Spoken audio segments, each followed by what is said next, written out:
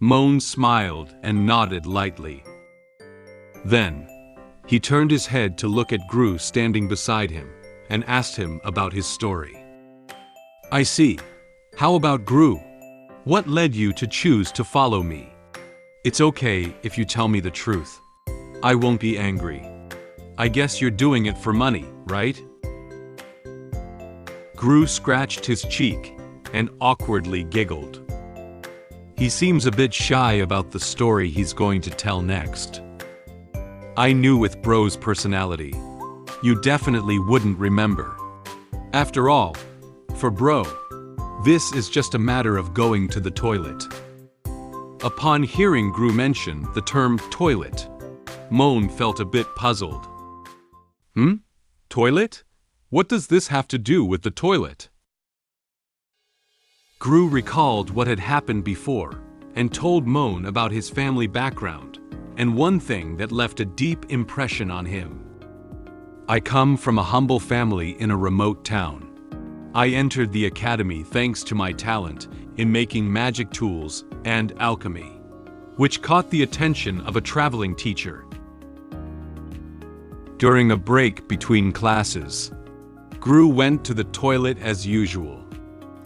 At this moment, several aristocratic students, whom he didn't even know, suddenly walked into the toilet and surrounded him. Some of them kept beating him with sticks, while others threw garbage at him.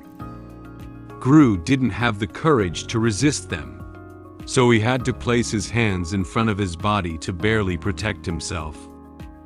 However, his head and arms were still injured by them.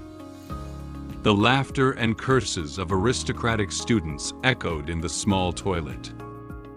A bumpkin like me, who has no family background, looks ugly, and holds a scholarship, naturally becomes a target of attack for those aristocratic young men in the same grade. On that day, "Hey!"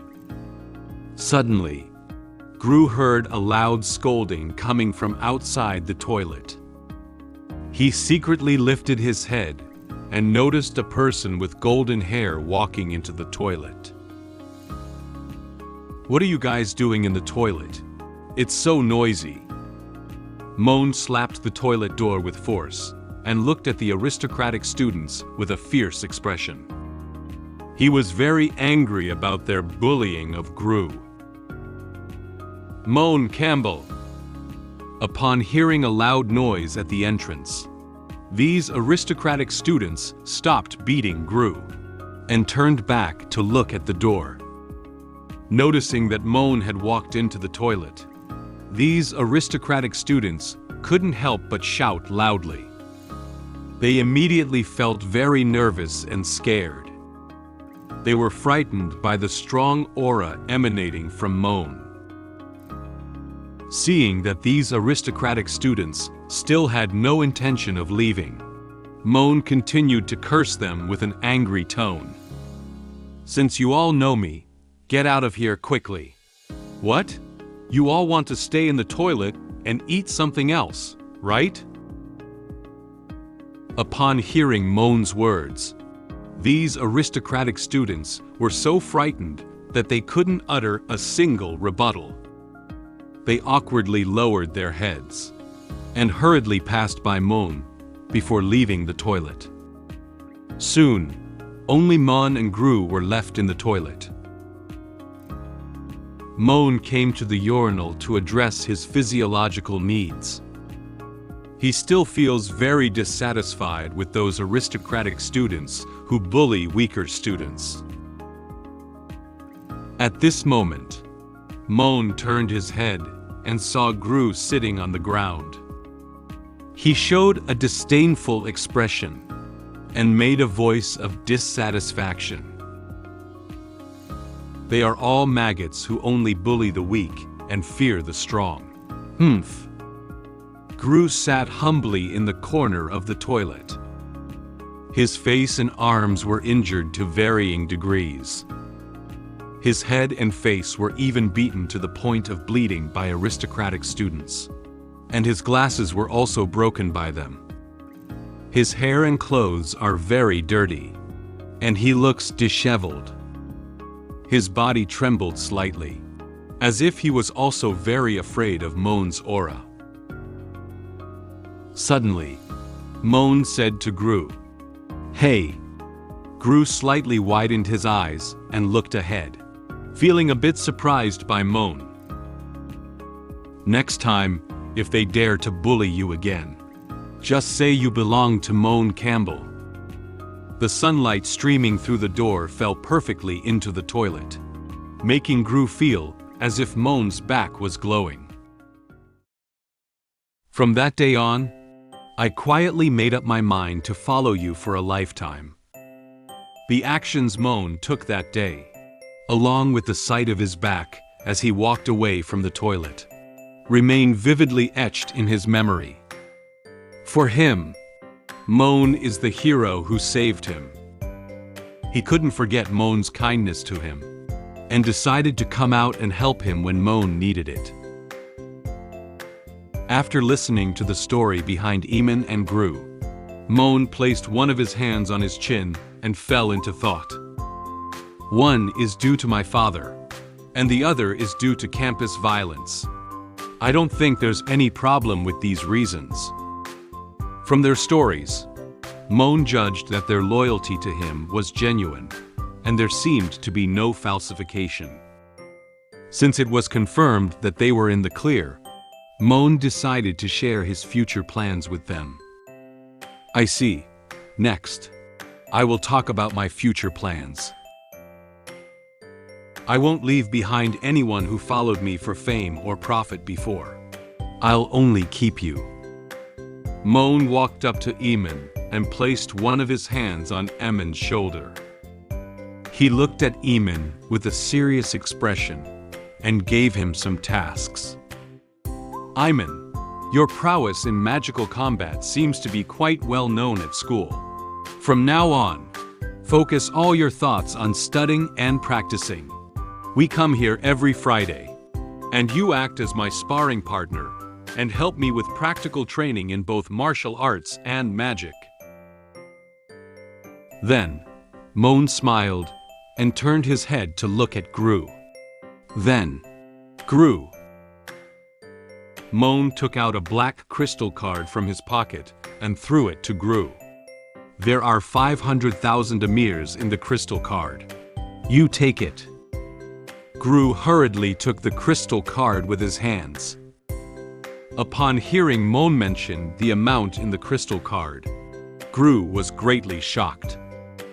500,000 emirs? He has never seen so much money before. Moan asked Gru, "You are a specialized student in the field of magic tools.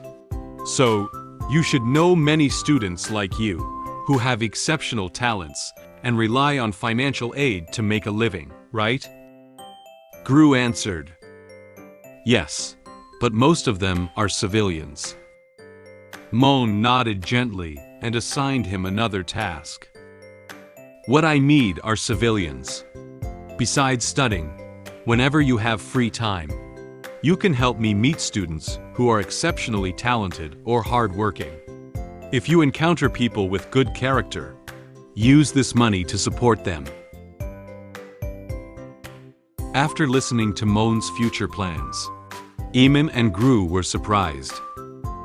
They didn't expect him to prepare such a detailed plan.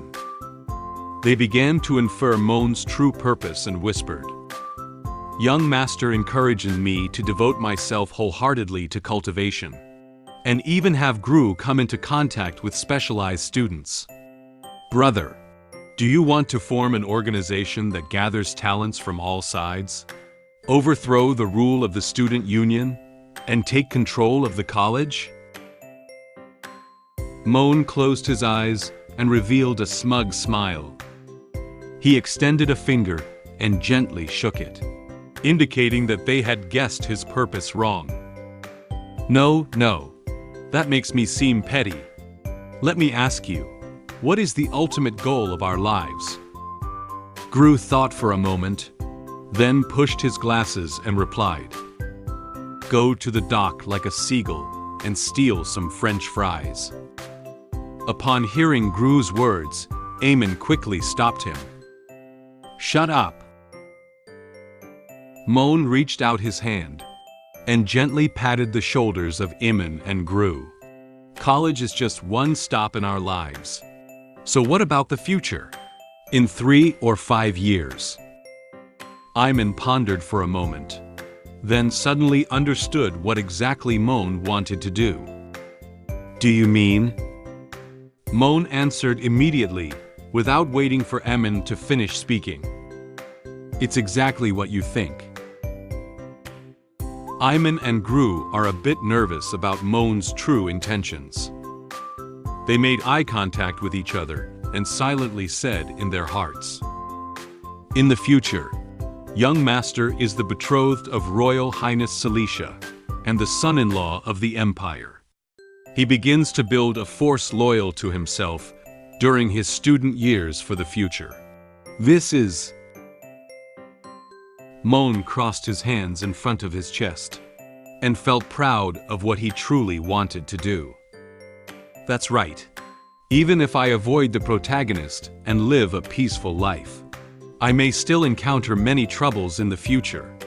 I will get to know more talented people in the future, which will give me an extra way out. Make as many friends as possible, and as few enemies as possible. This is my strategy. I want to be the biggest kind-hearted investor in the college." At this moment, Moan placed his hands on his waist and looked up, suddenly laughing loudly. However, Aemon and Gru's ideas seemed to be different from Moan's ideas. Gru turned his head and whispered to Aemon, "No wonder after returning to college, I feel that bro have changed. It turns out that he is pursuing such ambitions." Aemon continued to add, "In this way, all of young master's abnormal behavior before makes sense. I just didn't expect the young master's ultimate goal to be to control the entire country." Aemon and Gru were very shocked by the results they deduced. They could imagine how Moan would make the entire empire run according to his ideas after becoming emperor. Upon hearing what Aemon and Gru said, Moan felt very puzzled. Huh? He doesn't know what they are thinking.